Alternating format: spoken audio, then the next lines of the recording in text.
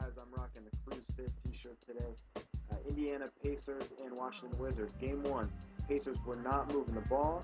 Game 2, they did a better job moving the ball around. And the biggest recipient of those extra passes was Roy Hibbert, who had a monster game. And that's what happens when you finally give the big fella some touches.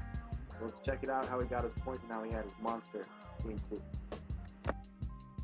Okay, here we go. And in my Game 1 breakdown, I talked about how many of the Pacers' possessions had one or less passes, and they often settled in quick mid-range jump shots instead of working for a great shot. You can see here the Pacers open up with 3 or 4 passes, clearly intending to move the ball around, and even though Stephenson almost turns it over, he eventually works the ball over to Hibbert for a fairly good shot at the end of the shot clock. As the game wore on, it became very apparent that the Pacers had a purpose to attack the paint. You can see here off transition, David West does a great job of getting the speed post and making the extra pass to Hibbert. And both West and Hibbert really took advantage of these speed posts, avoiding the Washington Wizards' front coverage and getting good looks easy open at the basket early in the possession. When the Wizards fronted in Game 1, I did not like how the Pacers attacked. You can see on this possession, they move the ball around to loosen up the defense, and they use a simple pin down to create a high-low for Roy Hibbert to create space underneath. It's very hard for the Wizards to front this action, and it gets the big fella a good look in the paint.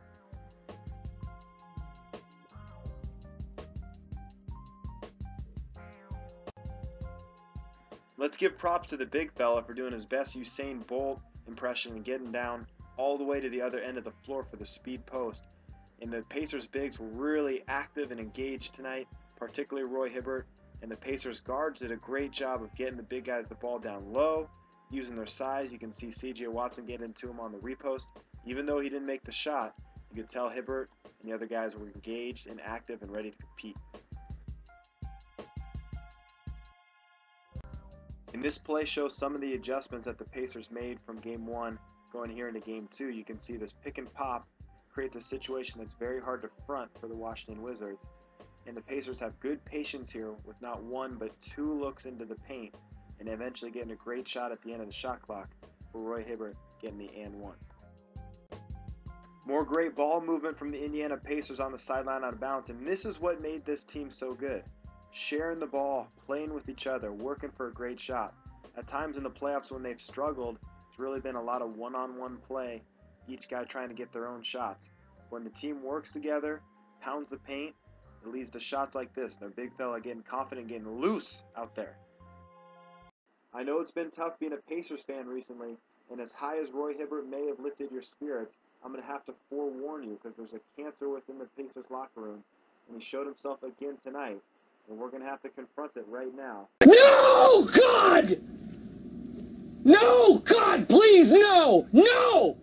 No! No! Yes, it's that bad, Pacers fans. Lance Stephenson is killing you guys. You can see his shot chart right here. 6 for 23 from 15 to 18 feet. Yet he loves to take jumpers from 15 to 18 feet, especially here in Game 2.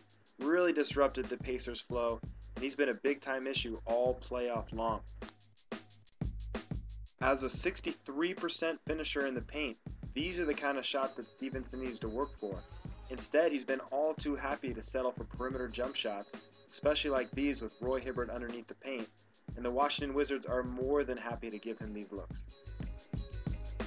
Overall in the playoffs, Stephenson is just trying to do too much and force too much of the action. You can see here, he doesn't let the play develop. Maybe Hibbert could have got open on that roll, Scola on the pop. Here another contested three-point jump shot fairly early in the shot clock, and really ever since the Indiana Pacers traded for Evan Turner, who supposedly is brought there to replace Lance Stephenson when he leaves for a max contract, his production and his overall play has really gone down, and to me, it looks like he's just been going out and trying to get his to try to get that max contract. You can see here 2 plays in a row in the third quarter with no passes, pulls up right into a 15 to 18 foot jump shot, one of the lowest percentage shots in basketball. It gets worse, Pacers fans, unless you count the pass in from the sideline out of bounds. There's another 1 pass possession, Lance Stephenson contested 18-footer. The sideline out of bounds again, And Stephenson actually makes the pretty nifty behind the back pass here. But what kind of a move is this on Marcin Gortat? Is that a move or is that a flop? I can't even tell, but it's not a very effective basketball move. When the Pacers are at their best, Stephenson is a complement to their offense, not the focal point.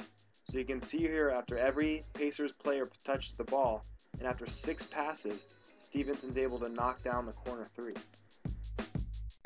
And on this crunch time possession, I love how Stephenson turns into a playmaker, trying to get Paul George an open look off this pick and roll. And then when George can't make a play, he kicks out to Stephenson at the end of the shot clock, hitting a tough shot. Alright, Pacer fans, sorry I had to bring you down after a big win in Game 2, but Lance Stephenson in his shot selection is a serious issue in this series. He's really got to pull together and play smart basketball for the Pacers to be effective. It's just not his offense to run. He's a good complement, but he's not the key piece. And I think that's the root of the issue with the Pacers, causing a lot of stress within the team. We'll be putting up a lot of videos here soon, so check back and keep checking it out. Peace.